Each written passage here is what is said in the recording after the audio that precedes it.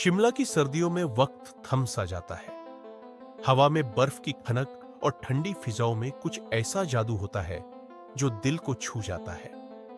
आरव दिल्ली से आया एक प्रोफेशनल फोटोग्राफर छुट्टियों में अकेले ही शिमला घूमने आया था। उसकी जिंदगी में कई चेहरे आए और गए थे, लेकिन अब वो अपने करियर में डूबकर सब कुछ भूल चुका था। होटल की बालकनी से तस्वीरें खींचते हुए उसकी नजर नीचे लॉन में बैठी एक लड़की पर पड़ी।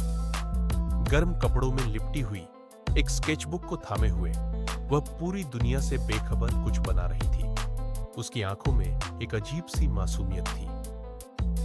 क्या मैं यहां बैठ सकता हूं? आरव ने धीमे से पूछा। लड़की ने मुस्कुराते हुए कहा, अगर आपको सर्दी से डर नहीं लगता तो क्यों नहीं। सिया शिमला की ही रहने वाली थी, एक फ्रीलांस आर्टिस्ट जो अपने स्केच में भावनाओं को उतारने का हुनर रखती थी। वो अकेली थी, लेकिन अकेलीपन की आदत हो चुकी थी। आरव और सिया ने साथ में अगला दिन बिताया। जाखू मंदिर की चढ़ाई, मॉल रोड की चहल पहल और शाम को बर्फबारी के बीच कॉफी।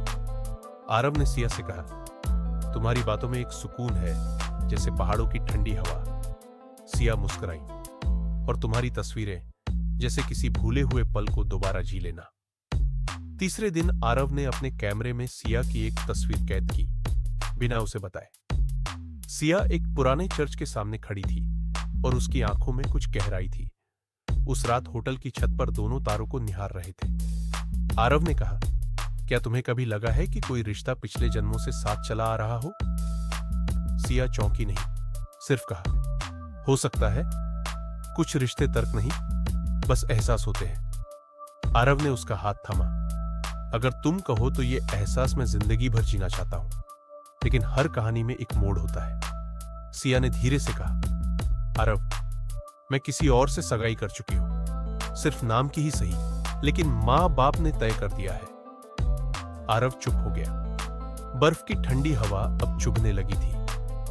मैं किसी मजबूरी में तुम्हें बांधना नहीं चाहता सिया, लेकिन अगर दिल से पूछो तो मैं इंतजार कर सकता हूं। सिया ने कुछ दिन का वक्त मांगा। वो दिल्ली आई, परिवार से बात की, अपनी मर्जी जताई। बहुत संघर्ष हुआ, आंसू भी बहे, लेकिन आखिरकार उसके माता पिता मान गए। एक हफ्ते बाद वही शिमला की पहाड़ी, वही चर्च।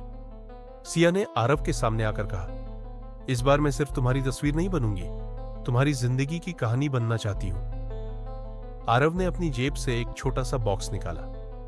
तो क्या तुम मेरी जिंदगी की सबसे प्यारी तस्वीर बनोगी? सिया ने हंसते हुए कहा, अगर फ्रेम में सिर्फ हम दोनों हों तो हाँ।